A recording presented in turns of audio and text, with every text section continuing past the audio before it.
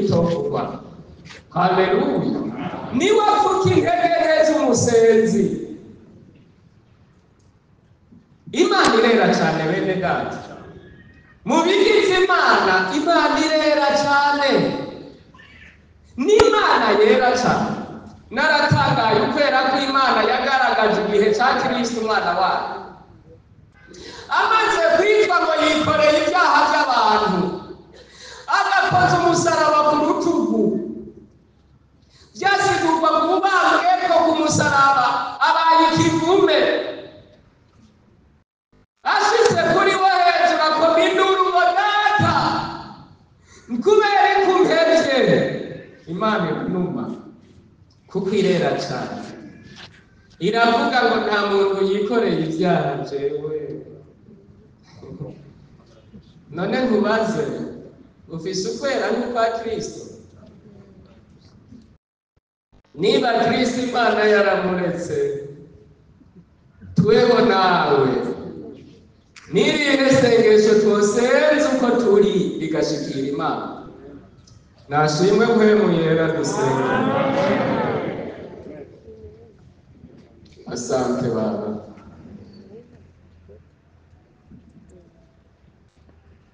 Aranakomba induru ngo ndanyotewe. Yarazi ko Imana data ifise ububasha bwo kumwica wera wawe, ariko Imana irahora kugeza aho bamurungikira inkarisha asinde. Imana irareka kubera iki? Umusaraba ariko amaze kwitwa ikivume. Nashimwe Kristo yakuye icyubahiro cy'ubumana akitwa ikivume ku bwacu. Amen. Mpwemu yera rero aradusengera kandi ngo n'ihimi n'ihitovuga. Urasoma Abaroma 8:2-6 tugeze kuri 2:7. Niho uzobona ayo majambo ko mpwemu w'Imana dusengera.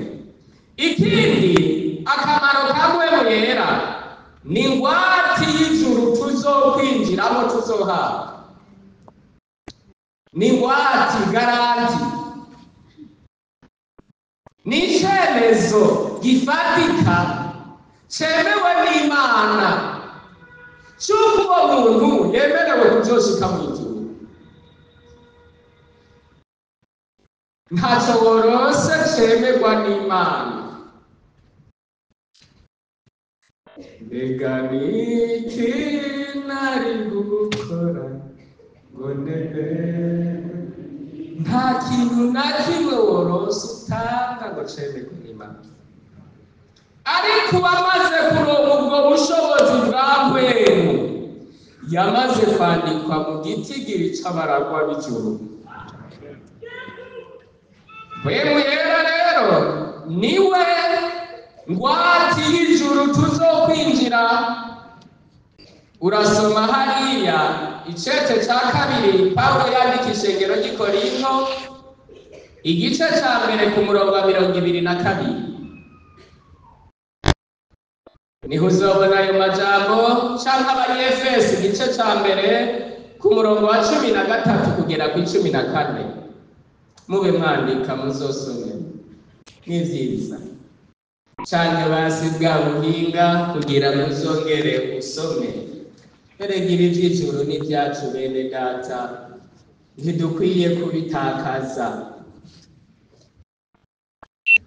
Mpwemu yera rero ni ingwate.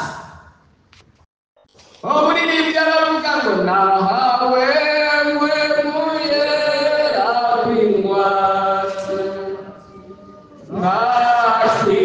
nakiriye ntego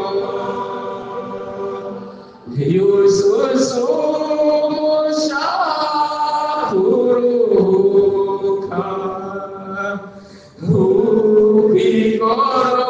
ukwigorogota.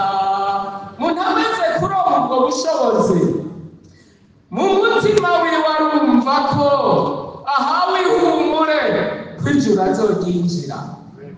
Naho wohura n'ibikugerageza, naho wohura n'ibibazo, ariko ukibuka ko ubwo bushobozi wabuhawe, uravuga ngo nangwa nzorishikamwo kabisa.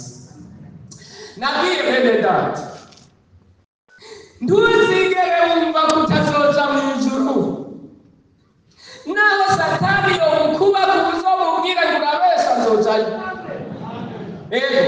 Ugashinga intahe y'umuntu w'Imana kavuga ngo naho ngiriye ukurabesha nzokwinjira. Ego kabisa, kubwo ubuntu twagiriwe tugakizwa tutayiyamira. Ijuru tuzoryinjiramo ni ngombwa.